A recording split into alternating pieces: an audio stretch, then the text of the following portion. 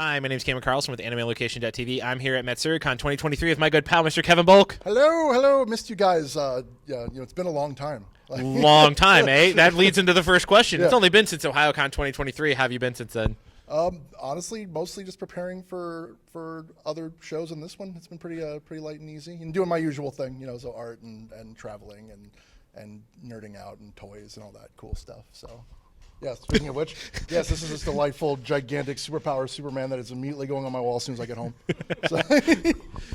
So since then, you happen to be working on some great art of the Kikuman, or AKA Ultimate Muscle series. Yep. How's it been going for you? I mean, you've unfortunately been kind of strong-armed, wink, wink, by Sammy to make some of that. How's that going? Yeah, actually, okay, so I should probably start from the beginning with this because basically, OhioCon, we decided we've been talking about doing a manly anime panel called Manime, and we finally got a chance to do it. So I put together a playlist of stuff we could watch and stuff that the things I wanted to include. And Kinnikuman was one of those things. Yeah. But there's like City Hunter and Captain Harlock, Space Adventure Cobra, Fist of the North Star, Yu Hakusho, all that stuff. And Sammy's seen about half of it, but like there are other series like okay, well, I'm sure she'll love City Hunter or whatever. But and she's like Kinnikuman. Bleh. And I'm like, so we sat down to watch it, and then like we watched City Hunter, and she was like, lukewarm, she's okay with it. But then we sit down to watch Kinnikuman, and she just like eye roll. 4 or 5 episodes in, or actually no, the first episode when Terry Man shows up, who's the Texas wrestler, she just immediately fell in love, and we ended up just like blowing through. So all the series I was not expecting her to not only like but get obsessed with. Yeah. Kinnikuman ended up being it.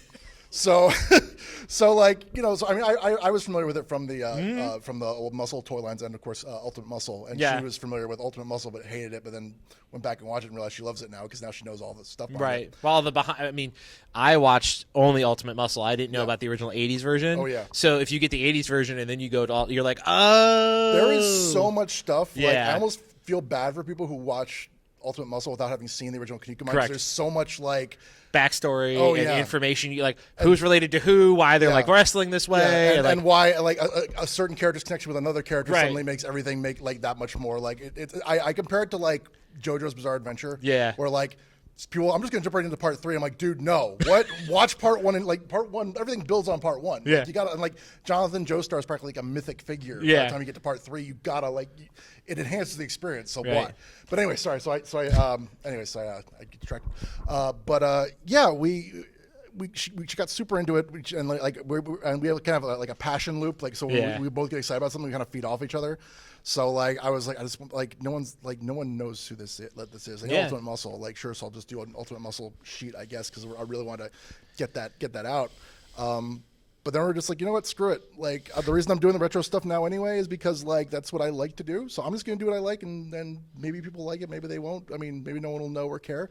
But it's been getting like we premiered the stickers at Otakon, and people love them. And like apparently there's a much larger American Kinnikuman fan base than even we were aware of. Yeah.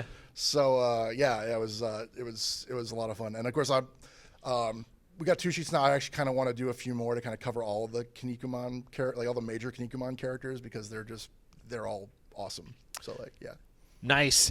So you also made some great artwork for the iconic cars from television turned into Transformers, such as the Mystery Machine, the Batmobile, and then of course you put the little characters next to them. How's that been going for you? Oh, that was a lot of fun. That was an idea I had about like 2 or 3 years ago because I had picked up, I can't remember, it was a Jada. It was like a 1/12 scale 89 Batmobile because that like out of all that's just the coolest damn design. I was to say I love the 89 Batmobile myself. Batmobile, yeah, it's awesome, and like ever since I was a kid, I love that thing. I was like, okay, cool, I want to have this. And so I was displaying it, and I was just kind of messing around with it, and I thought, man, this would look really cool as like the chest of like a Batman transforming robot. Like how cool would that be? And then I thought over, and like I started collecting other like tiny Hot Wheels cars of like famous vehicles. I'm like. It's like, with these as references, I could totally just do a series of robots. And like, but it was something that was kind of on the back burner for a while. Yeah. And then we just the inspiration kind of struck, and like there was an open period of time I could do it. So like, I sketched out that Batmobile and had so much fun, and like, so I did the Thunder Tank and the Mystery Machine as well, and just enjoyed that so much that it's definitely going to be a thing now. So. Nice. I actually really like him as a gigantic robot nerd as well. So That's awesome. So another piece of art, because somehow you magically get the internet to go, ooh, that's fun. That really hit a lot of people was your original Pokemon trainer, where he wanted you to be the best. He's downtrodden, and then you finished it. You finished the arc of this character. Yeah. What did it mean for you knowing that now what you based it on, Ash, has actually officially retired as of April this year from the Pokemon franchise? Yeah. Well, honestly, now that that piece of art is now my headcanon of where Ash ends up. Now that I know he's kind of rides off into the sunset, I'm like, he stays there and he's a grizzled warrior type of character, and so like it's funny because like I don't have as much personal attachment to. I was when Pokemon came to the States, I was in my 20s. Yeah. So I had that kind of like casual, like I played the card game and I had my favorite Pokemon stuff, but I wasn't like I don't have the nostalgic attachment that a lot of people who are in their 20s and 30s now. And that's what I am. I'm in that category of fans. Yeah, so like for me it was just a fun little thing, but for people to actually see that and like feel like a nostalgic attachment, like I love making people feel that way, and the fact when I can do it and not even mean to do it, like that's awesome. It's magic. So yeah, it was pretty great. I remember because the internet lost its collective mind on you're like the best part is the original piece. Everybody's like yeah, and then like the riding off in the sunset. Everybody's like no. Yeah, that was. I may have to do some more with that design. I feel it's like it's just fun. Now, the cool part is not only have you changed your merchandise recently, you've gone to these acrylic stands, as we talked about with the robot cars. What's it like getting that product and getting it made? I mean, that's just kind of a logistics hurdle. Sometimes it's not that you don't want to do it. It's a logistics issue that it's like, ooh, what do we do for sales? How much can we make in order to make this profitable? Yeah. Well, that was a wonderful development in the past decade, especially like a lot of desktop type publishing stuff has gotten really, really cheap. So like things like 3D printing and like different production processes have all made this stuff like consumer grade material has gotten so like being able to make consumer grade stuff like this has gotten so cheap, and we got turned on to this company that works in both Japan and China, and they do really great stuff, and we always wanted to get into that. Just because I like having that kind of 3D, like I'm not at a place where I can actually get toys manufactured, but like a 3D stand would be the coolest thing, and like. It was actually the robots that kind of prompted us to want to get into that, because like this would be perfect as like a little doot, and then like the turtles were just it's like, well, let's do little turtles, and like that was another thing, we premiered those at Otakon and people just went nuts for those Ninja Turtles. And so it's been, and thankfully the company, I feel like a jerk that I can't remember the company off the top of my head, but they were really nice to work with.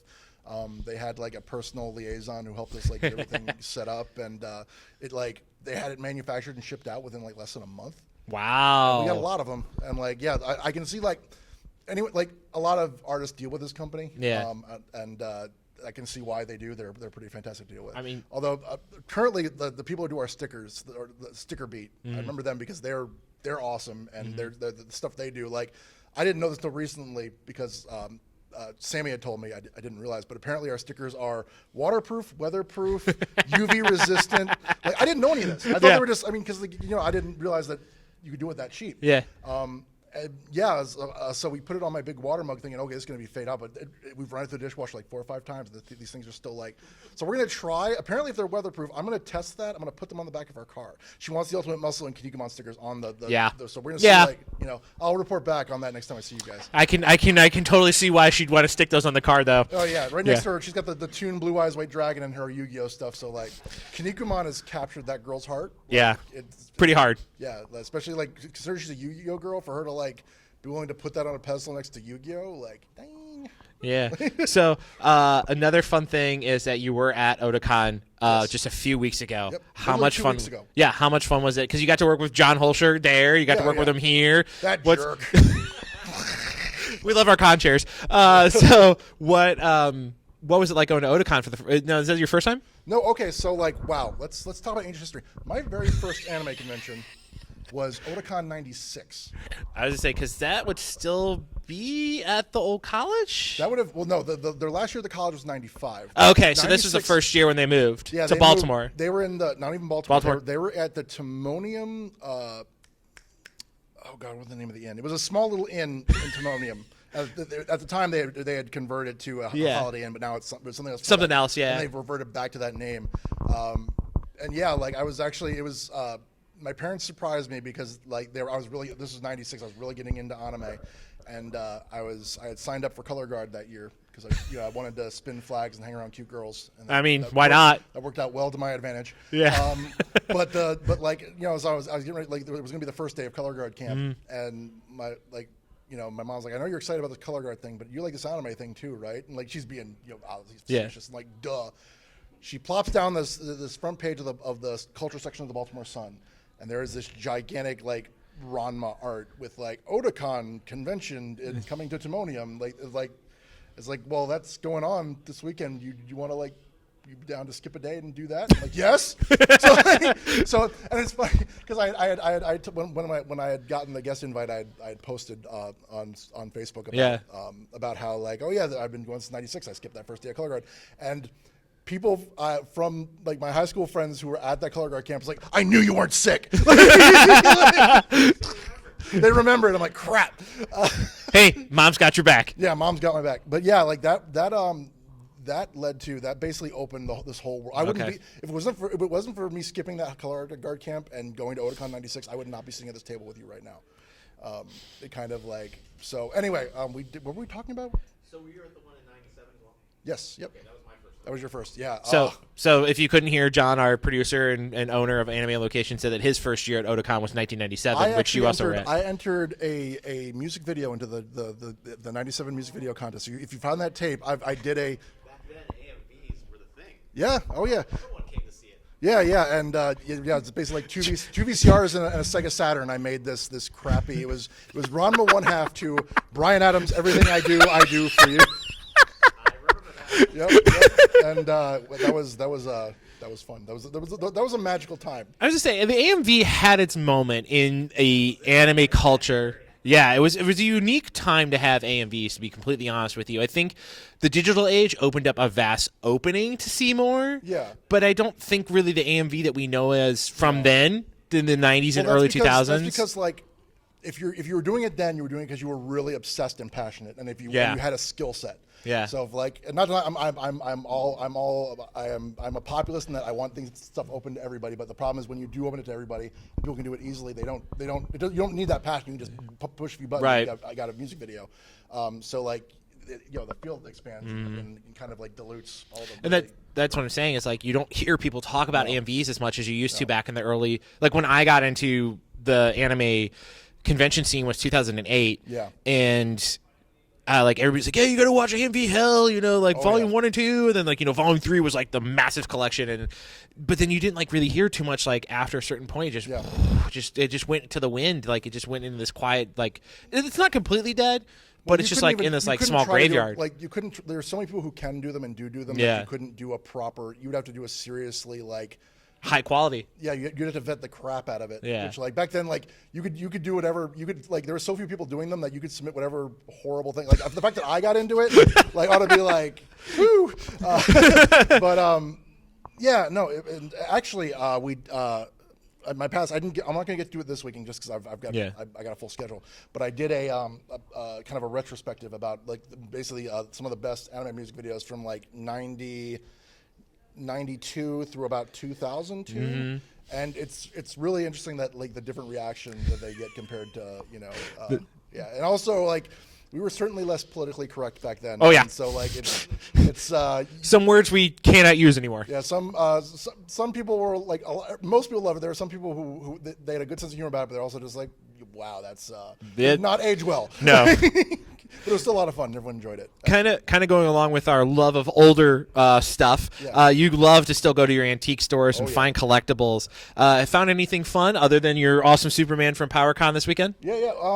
Well, I've been striking gold a lot with my Choose Your Own Adventure collection. Like I've been like every other but we moved to Hagerstown last year, and I am down the road from a Wonder Book and Video, and these are basically Western Maryland, like a local chain, and they actually get them and they set them aside for me. So I'll go through and like I'll find like all these, and I'm finding series I didn't even know existed. Like you know, and I'll like, and then of course there's like the Transformers ones, and like every like crazy like time traveler, like all these like the Dungeons and Dragons, like all these things I didn't even know. Like even as a fan, I didn't know they existed.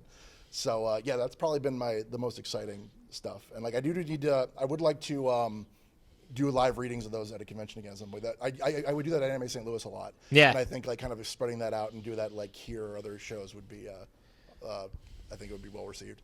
I think a lot of people would like that. I think one of the cool parts that I loved about Kyle A. Bear was that he did a old-timey radio where he got all the voice actors and they went through an old-timey radio script from like the 1930s, and they had, of all people, they had Sonny Strait do the ads, That's like incredible. the old school ads, and of course Sonny like totally lays into it. Yeah. It was probably one of my favorite like moments of like recording for John was being in that panel and just watching everyone get into moment and character. And I think like with your panel, I think if you got a little more people into it to help you read and give more depth to it, Well, I think also, that would be really great. It's got a really fun interactive element. That's what I'm saying. Yeah. That when we get to that like turn to page blah, we like okay, show of hands. Does Batman chase after the Riddler, or does he go to the bathroom? Like he went to the bathroom. Oh, he got in a rocket, shot to the moon. He's dead. The end. Yeah. like actually, we did that. So they did a series of like superpowers based ones. Yeah. So Superman, Batman. We did the Batman one 2 years ago. And literally, the audience killed Batman did not win once. They killed Batman like 4 times. And I was like, he's the hero, man. Yeah, and like and then that same one, I did one of the Indiana Jones books, and you're basically with these Indiana Jones books, you're a kid who like for some reason gets an adventure with Indiana Jones. And What's up, Short Round? yeah, sure. Yeah, you're basically Short Round essentially. But the audience managed to choose a path where we meet up with Indiana Jones, we're chased by brigands, like you get separated, you jump in a crate. Indiana Jones gets shipped on an adventure. You're stuck in a crate at the port at the end of the story. Like you end up in a crate. Indiana Jones is gone. You suck. The end. Like this, frankly, I think they were doing it on purpose. But Yeah. They're trolling you. It's okay. Absolutely trolling. Little love troll. It's no big yeah, deal. yeah. So, again, speaking about love, and you're a lover of film, what have been any upcoming films or past ones that you really caught your attention? We talked a little bit before Guardians of the Galaxy 3. Yep. And what was the other one you recently saw? So I saw. Spider-Verse, yeah. Spider-Verse was really good. I like that a lot. I'm of the mind like this is a really great movie. I'm hesitant to call it because like people are saying it's the greatest Spider-Man movie ever made, and I'm like, depending on how the second movie plays out, like one you can't like Spider-Man 2, like come on. Yeah, that's. But that aside, I'm like, well, we're watching like half a movie. It's still amazing. It's awesome, but I want to see the second half, and then I'll like make a compare and contrast. Yeah. Frankly, I thought like I feel I feel like it feels a little like padded. Yeah. I feel like they probably could have done one movie, but like like there's a lot of stuff where I'm like, okay, you didn't need that, you could have like the first Spider-Verse movie was so incredible and so tight, Yeah, I mean, I loved. Oh yeah. Yeah, I mean, I didn't watch it until it came out on Netflix of all places. Sure. And even though seeing it on Netflix, you could totally tell there was so much passion, so much love. They created all new technology to make the art, make it work. And Sony was like, well, we've got all this money invested in it. Let's do another stylized version. We own the Spider-Man franchise. Why don't we make a second one? And I think truly, I'm not as versed in the Spider-Man stuff, but I think Miles Morales. So I think Miles Morales personally, though, I think he really works as a connection bridge for a lot of people to get into different cultures. Yeah. Not just Peter Parker's always a white guy, but I think having Miles Morales be Latino, African American, really speaks to a lot of people that you can kind of sense that like he's trapped in between two other cultures and he's trying to bridge them as this one individual. But then also he's like, okay, well, Gwen's my friend. You got Pedro being what's the Miguel? Yes. Being the other Spider-Man. Yep. I think that culturally speaks a lot about how we see film now. Is like, hey, look. You have these characters, and we really love them. We want more of them. And frankly, like Miles Morales in those movies is way more interesting than his. I know. Like he's so engaging and so in depth. I loved him. I loved him. They really fleshed him out like a lot. Like so like that. Yeah, I'm very very. He's not just a classic teenager with powers. He's got a lot more to him than just that classic teenager with powers. I love my only complaint. Well, my major big complaint. I wanted to see more of Peter and Miles. I like that mentor. One, I mean, Peter Parker like steals every scene he's in. He's pretty funny, and I think they probably toned down because like, dude, Peter will steal this whole movie if we let him. So just his like compared to like the nervous mess he was in the first movie, like the swagger he has, like walking around in a pink bathrobe with his baby, like "What's up, guys?" You got Miguel being all serious, like, and then just like, "Hey, what's up? Hey, guys, what's up?" I love that, and I would have loved to have seen more of them interacting. Which honestly, that was also like jumping back to I saw the Super Mario movie, and that was like Chris Pratt and Charlie Day's chemistry as Mario and Luigi was so good. That the fact they break them up within like the first 20 minutes of the movie and they don't even like, I hated that. That made me so angry. So much so I had to draw a comment. I brought back Sucks to Be Ouija just to make fun of the fact that poor Ouija gets shafted in that damn movie. But yeah, so that and Guardians of the Galaxy where he talked about like I was very happy with how that turned out and like everything. I could gush about that movie gush about that and Puss in Boots probably about as much. Like the new Puss in Boots movie. If you haven't seen it, have you seen it? No, sorry, I'm a little chilly. But yeah, go ahead. I mean, Puss in Boots, I think the new one, I think really catched a lot of the internet, mainly for a reason that I won't bring up in public, considering death. Thirsty wolf people? Yes. A lot of thirsty wolf people on the internet. Considering one VTuber, very thirsty for it. So are there any upcoming projects you want fans to know about at this time? Okay. Currently I'm working on doing more. We're expanding our stickers. We're going to have more of that. We're definitely going to be doing more of the robots. Like the acrylic stands were a huge hit. We're definitely doing more of those. I know next I want to do the cartoon Ecto 1. Cool. Yeah, I want to do Knight Rider. I want to do Smokey and the Bandit of all things. Ooh. Because I'm picturing like the car but transformed with like a big cowboy hat. That would be awesome with the mustache. The mustache and everything. Oh yeah. Oh man, I want to do Speed Racer is another one. Oh man, you can't go wrong with Speed Racer. I want to do the '66 Batmobile. I think that would. Ooh, that would be really interesting artistically to do that. Yeah. Like to try to like.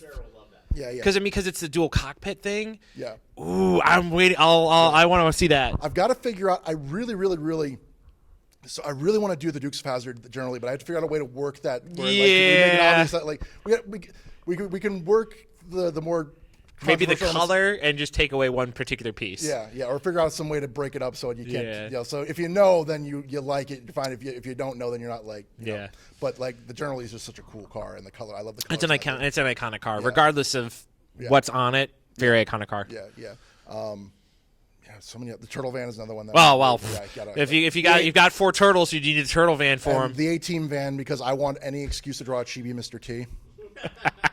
I pity the fool who makes me small. Yeah. God, that delightful little man. That delightful little big man. Like he's big, but he's just short. Yeah. He's short, but he is. Yeah, he is very muscular. Yeah. Very muscular. So, anyways, it was great talking with you. Always Thank a you so much pleasure. for coming out. Thank you so much. Yep.